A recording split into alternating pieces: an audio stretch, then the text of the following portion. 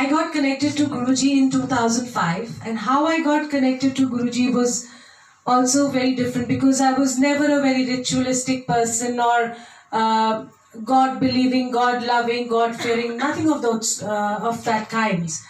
And I think I'd face them. Rather, I think I would be very nice and comfortable. No, that's how it is going to be. Because I speak to Hindi audience and I want to speak to English audience. Yeah, I know.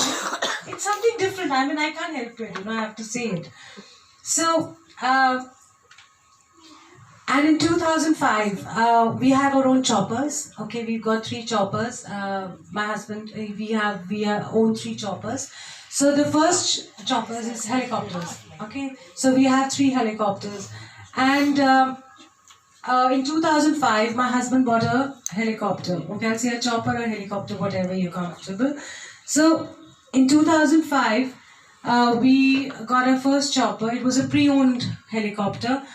We bought it from Sao Paulo, Brazil. And we are self-made people. So to collect the margin money, we got the loan from the bank. And so we paid our margin money. We bought the chopper. And when my husband went to get the chopper, to get it loaded into the cargo, the agents just ran off. And the person from whom we bought the helicopter, his export license had expired. And we didn't know, because the whole documentation was in Portuguese. And we didn't know what Portuguese, and everybody ran off, and we all went to the Indian embassy. We went to all sorts of, Brazilian official offices. And yet, there was no solution. And, but because in India, if you have got the chopper and you got the goods from outside, you've got to have it within 40 days. And all the RBI, the RBI, one of the Indian banks, they said that you must have done some money laundering, So, because your chopper is not here and it's been more than 40 days, it's been 2.5 months. And my husband, I said, you please come back and we'll sort it out. So he came back. And once he was one of our very old friends, he came over to the house.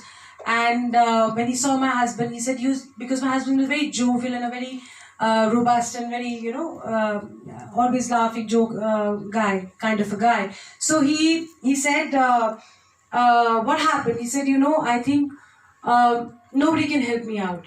All the doors to the entire, I don't know where to go. I don't understand what is to be done. So he said, you don't worry, I have one guru, you go to him and he will sort out all your problems. He said, how will he sort out? He said, no, you just go. So I didn't go with my husband first. I said, you go, I'm not getting into this guru thing and all, I'm not interested in gurus, I don't know what kind of people they are. So I just went and I said, you go. So he went there and as per the instructions, he came back. And I said, did you ask Guruji something? So he said, no, I didn't ask anything. He didn't ask me anything, and you specifically told that you're not supposed to ask him anything. So I said, fine. So he just went, and when he came back, he said, whatever said and done, there's something about that place that for 2 hours, my mind just stopped and I didn't think about any business, any problem. And I was so much at peace with myself. There was nothing, no thoughts in my mind. I said, yeah. So I said, let's go again. So I went on a Sunday. Now, once I went on a Sunday, when I saw Guruji first, I was in awe. Because he was emitting so much of fragrance, and I thought he'd put, he must have sprayed some perfume around him. And I was so enamored by him. I just kept looking at him because he was so divine. He was so, you didn't know what to say, because there were no words at that time. And anyway, we sat down, and the Shabad Kirtan that we played today, the entire Punjabi thing was going on, and I didn't understand a word, honestly, at that time. And I started, the tears would just flow and flow and flow. And after some time, Guruji called us. He said, come. And then he asked me my name. I said, he said, what's your name? He said in Punjabi. I said, Olga. So he said, Olga? But that's not a Punjabi name. I said, yeah, it's not a Punjabi name, Guruji. It's a Russian name. So he said, okay. And then he asked me all about my family name. He said, now tell me what your problem is. So my husband just narrated and blurted out whatever problems there were. The chopper, we can't get the chopper and all. So Guruji said, no, you know what?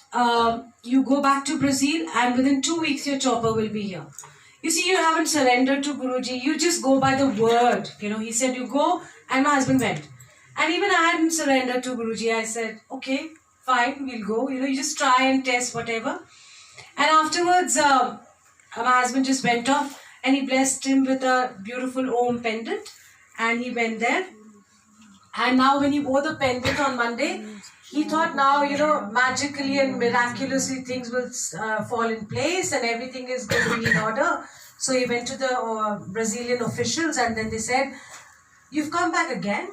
We told you you're not going to get the chopper. You can't get it out of Brazil. He said, what am I going to do? I'll be on the roads because all my money I've invested and all my house and properties I've invested. Where am I going to go? Because you've given so many collaterals to them.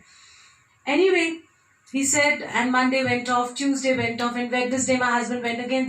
He was literally thrown out by the security people. And they said, you can't come back again. And they called the police also. So he was literally thrown out of the office because he was creating so much of ruckus and chaos that he said, no, you better go. So he said, you go to Guruji and ask him, what's happening. Nothing is happening. They've thrown me out and what's happening. Anyway, I said, I'll go to Guruji on Thursday and we'll sort it out. So I went on Thursday to wherever his place was. And when I went there was nobody.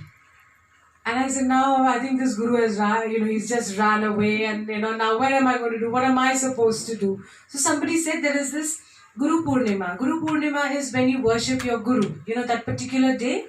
It's a full moon night and one particular day in July dedicated to Guru, where you pay obedience to your Guru and bow down to him and say thanks to him. So I went to the Bada Mandir and the temple, and when I went there was this beautiful music going on and a lot of things happening, and I said, I couldn't understand what Guru was because there was some music going on and there was people coming and singing outside, and I was like, I've never seen a Guru like that. Anyway, I went inside. And I couldn't just stop and there was one number she played, there was a singer, I just got up and I danced. That I give myself to you. And I fell in love with Guruji. It was like, they say that you fall in love with people, but then when you fall in love with divine, it's so beautiful, And then you say, okay, my body is yours, my soul is yours, my heart is yours, everything is yours. Now I place myself in your hands. I forgot about all the problems that I was supposed to ask for my husband, I forgot everything. And after some time he called me and said, my husband called and I was dancing, and when I danced, and after some time my husband called me and I said, you better surrender, because I surrendered. I said, now whatever's happening in my life, you take care, I'm not bothered. So he said, surrender? Okay, fine. How do I surrender? I said, I don't know. You just surrender and say he will do it. So he just went off and I went off inside and I was telling Guruji, I said, nothing is happening, there's no work going on. Anyway, so once we were back and he blessed me a lot that day with lots of blessings. And when I came back and I slept, and in the afternoon or evening, my husband called me and he told me, I'm bringing the chopper and I'm bringing the helicopter. I said, how is it possible? And he told me, what?